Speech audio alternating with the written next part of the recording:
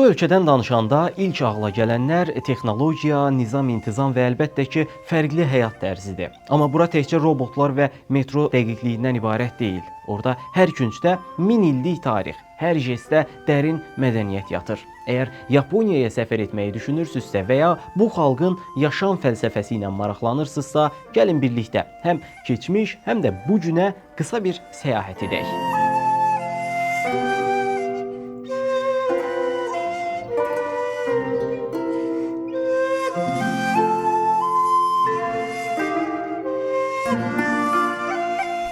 Əgər bir ölkəyə səyahət etməyi düşünürsünüzsə və ya orada daimi yaşamaq niyyətindəsinizsə, yəqin ki, Yaponiya sizi bir qədər çəkindirəcək. Düzü, reallıq bəzən sərt olur, amma qeyd etməliyəm ki, əlifbasından nəqliyyat sisteminə, qida məhsullarından turistik məkanlarına qədər demək olar ki, hər şeyi ilə digər ölkələrdən tamamilə fərqlənən bir yerdir. Başqa sözlə, Yaponiya, xüsusilə də Asiya mədəniyyətinə uzaq olan cəmiyyətlər üçün sanki alternativ bir sivilizasiya ilə tanışlıq təəssüratı yaradır. Üstəlik, Yaponlar o qədər nizam-intizamlı və planlı insanlardır ki, orada yaşamaq istəyirsinizsə, hər şeyi öncədən düşünməli və planlaşdırmağı adətə çevirməlisiniz. Əks halda oradakı həyat tərzinə uyğunlaşmaq çətinləşir və cəmiyyətdən geri qala bilərsiniz. Elə isə gəlin bu videoda Yaponiyadakı həyat tərzinə, onların mədəniyyətinə, gündəlik yaşamlarına fokuslanaq və tarixi keçmişlərinə də qısa bir nəzər salaq. Yapon qardaşlarımızın Yamato adlı bir etnik kökdən gəldiyi ehtimal olunur və eramızın ilk əsrlərində orada nizamlı bir həyatın başladığına inanılır. İlk dövlətlərin 800-cü illərdə Nara şəhərində qurulduğu bilinsə də, Yaponlar əsl böyük hökumətlərini bir neçə əsr sonra Kyoto şəhərində təsis etdilər. Onsuz da bu iki şəhərə getsəz, sizə necə zəngin bir tarixi atmosfer təqdim etdiklərinin canlı şahidi olarsınız. Xüsusilə 1000 il boyunca ölkənin paytaxtı olmuş Kyoto şəhərindəki minlərlə məbəd və saray tarix həvəskarları üçün əvəzolunmaz bir xəzinədir. 6852 adadan ibarət olan Yaponiyanın adı isə günəşin mənbəyi anlamına gəlir. Məhz bu səbəbdən bu mehriban və qonaqpərvər ölkəyə günəşin doğulduğu diyar deyilir. Xəritədə çox da fərq edilməsə də, ölkənin ərazisi əslində Tayvana qədər uzanır. Hökumət sistemi isə parlamentli monarxiyadır. Yaponların iqtisadiyyatı isə dünyanın 5 ən böyük iqtisadiyyatı arasında yer alır. Bəs necə oldu ki, yaxın tarixdə yerlə yeksan olan bu ölkə sonradan dünyanın ən parlaq ulduzlarından birinə çevrildi? Necə oldu ki, müharibədən sonra fabriklərinin yarısını itirmiş bu ölkə bugün dünya brendlərinin liderlərindən biri olmağı bacardı? Bildiyiniz kimi, 2-ci Dünya müharibəsində Amerika Birləşmiş Ştatları atom bombası ilə Hiroşima və Nagasaki şəhərlərini tamamilə dağıtdı və ölkə yaşanmaz vəziyyətə düşdü. Təbii olaraq cəmiyyət çöküş ərəfəsində idi. Görünür, bu müharibə onlara elə bir dərs oldu ki, onsuz da genetikalarında olan inad və nizam-intizam çəkdikləri acılardan sonra daha da gücləndi. Elə əzmlə çalışdılar ki, heç vaxt təslim olmadılar, ümidsizliyə qapılmadılar. Köhnə texnologiyalara sahib fabriklərini tamamilə yeniləyib, müasir texnika ilə təchiz etdilər. Bu prosesdə dövlətlə özəl sektor çiyin-çiyinə çalışdı. Onlar təkcə texnologiyaya deyil, təhsilə də eyni səviyyədə önəm verdilər. Baxsanız görərsiniz ki, dünyanın ən yüksək savadlılıq səviyyəsinə sahib ölkəsidir. Demək olar ki, 100%. Məktəblərdə yalnız sərt nizam-intizam yox, eyni zamanda güclü mənəvi dəyərlər də aşılanır. Məsələn, bu gün belə müəllimlər və şagirdlər birlikdə sinifləri və yeməkxanaları təmizləyirlər. Yəni məsuliyyət və şüur kimi anlayışlar uşaqlara hələ kiçik yaşlarından aşılanır. Elə buna görə də Yaponiyanın küçələrində gəzərkən yerə atılmış bircə zibil belə görmərsiniz. Buradan da açıq-aydın görünür ki, təhsil doğrudan da çox vacibdir. Bir ölkə büdcəsinin nə qədərini təhsilə ayırırsa, bir o qədər inkişaf etmiş olur. Yaponiyada məhz bunu edir.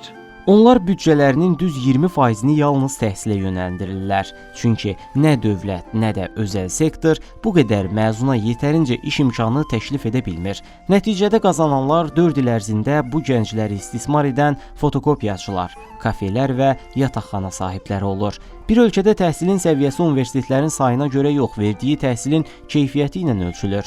Onlar tələbələri yaradıcı düşünə bilən, baxış bucağı geniş olan fərdlər kimi yetişdirirlər. Əgər bir gün bu zəhmətkeş ölkəyə səfər etməyi düşünürsünüzsə və ya orada uzun müddətli yaşamaq planlarınız varsa, bilin ki, bu gənc beyinlər xaricə getməyi heç vaxt ağlına belə gətirmirlər. Çünki onların vətəni gənclərinə həm ümid verir, həm də onların dəyərini bilir. Təhsildə qazandıqları uğurlara qısa bir fasilə verərək deyə bilərik ki, Yaponlar internet texnologiyaları sahəsində də yüksək inkişaf səviyyəsinə çatıblar. Məsələn, bütün metro stansiyalarında sürətli internet xidmətləri mövcuddur. Bundan əlavə, ölkə olduqca təhlükəsiz hesab olunur.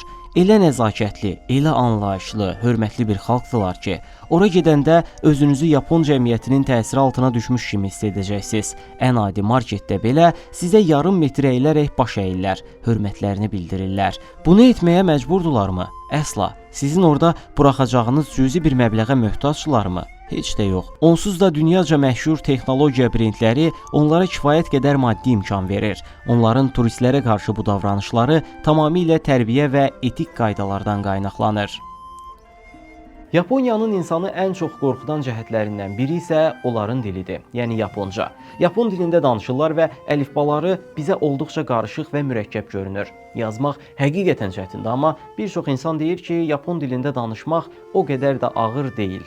Yəni, əgər Yapon dilinə marağınız varsa, bilin ki, qısa müddətdə danışıq səviyyəsinə çata bilərsiniz.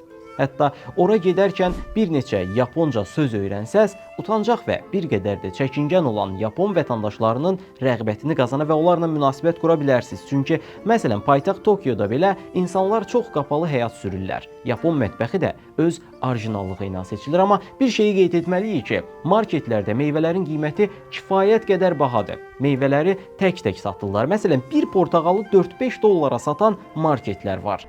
Görünür ki, ölkənin iqlimi və torpaq şəraiti əkinçilik üçün uyğun olmadığından bu məhsulları xaricdən baha qiymətə idxal edirlər. Bu ölkədə əhalinin təxminən 80%-i Şintoizm və Buddizm dinlərinə inanır. Bu səbəbdən də orada tez-tez məbədlərə rast gələcəksiniz. Məsələn, Şinto inancına görə insanlar Tanrının yolunu izləyirlər. Bu, Yaponiyaya xas və qədim bir yerli inanclardandır. Bir növ keçmişdə yaşamış əcdadların ruhlarına ibadət etməklə bağlıdır. Əcdadlarına olan ehtiram səbəbindən təbiətə böyük önəm verirlər. Çünki inanırlar ki, ruhlar təbiətdə yaşayır. Bu səbəbdən də onlar üçün gələcək həyatdan çox yaşadıkları bu həyat ön plandadır. Onlar üçün gözlə görünən təbiət hələ də canlıdır. Torpağın, suyun, hətta daşın belə ruhu olduğuna inanırlar. Yaponiyada geisha adlı bir anlayış da var. Onların əksəriyyəti qadınlardır, amma sayı getdikcə azalır. Geisha incəsənətlə yaşayan insan mənasını verir. Bu işi görənlər daim xüsusi geyimlərdə olur. Geisha xidmətindən istifadə etmək istəyirsinizsə, saatlıq təxminən $1000 ödəməli olacaqsınız. Müştərilərə mahnı, rəqs və söhbət kimi incəliklərlə yoldaşlıq edirlər. Bu arada Yaponiyada demək olar ki, hamı çayı sevir. Bizdəki kimi onlarda da bir çay içmək mədəniyyətinə çevrilib. Çay təqdimatı olduqca peşəkar şəkildə edən, çay içməyi sənətə çevirən məkanlar mövcuddur. Üstəlik, Yaponiyada saysız-hesabsız avtomat cihazlarla qarşılaşa bilərsiniz. Siqaret, yemək, içki, ağlınıza gələn hər şey üçün avtomat hazırlanıb. Ən sakit və tənha küçələrdə belə onlarla avtomata rast gəlmək mümkündür. Tualetləri də bir xeyli maraqlıdır. Ölkədə demək olar ki, hər yerdə musiqili və isitmə funksiyalı tualetlər var. Bu tualetlərdə suyun temperaturundan tutmuş unitazın vəziyyətinə qədər bir çox funksiyanı tənzimləmək mümkündür. Yaponlar üçün təmizlik və gigiyena olduqca önəmli olduğuna görə bu cür rahatlığa təəccüblənməyə dəyməz. Qısası, Yaponiya səfər edib peşman olmayacağınız nadir və möhtəşəm ölkələrdəndir. Bəs biz bu mükəmməl ölkəyə necə gedə bilərik? Azərbaycandan Yaponiyaya getmək üçün Tokyo, Osaka və ya digər böyük şəhərlərdən təyyarə bileti almaq lazımdır. Birbaşa reys olmasa da İstanbul, Doha və ya Dubay üzərindən transferlə getmək mümkündür. Bilet qiymətləri mövsümə görə dəyişir. Ortalama 800-1200 Amerika Birləşmiş Ştatları dolları aralığında olur. Viza tələb olunur. Yaponiyaya səyahət etmək istəyən Azərbaycan vətəndaşları Tokyo səfirliyinə müraciət etməlidir. Turist vizası üçün otel rezervasiyası, gediş-gəliş bileti və maddi durum sübutu təqdim edilməlidir. Vizanın cavabı adətən 5-10 iş günü ərzində verilir. Belə, video haqqında fikirlərinizi və məndən hansı ölkələrdən danışmağımı istədiyinizi şərh bölməsində paylaşmağı unutmayın. Dünyanı birlikdə kəşf edəcəyik. Bu səbəbdən yeni videolarımı qaçırmamaq üçün kanalıma abunə olun. Növbəti videoda görüşənədək. Sağ olun.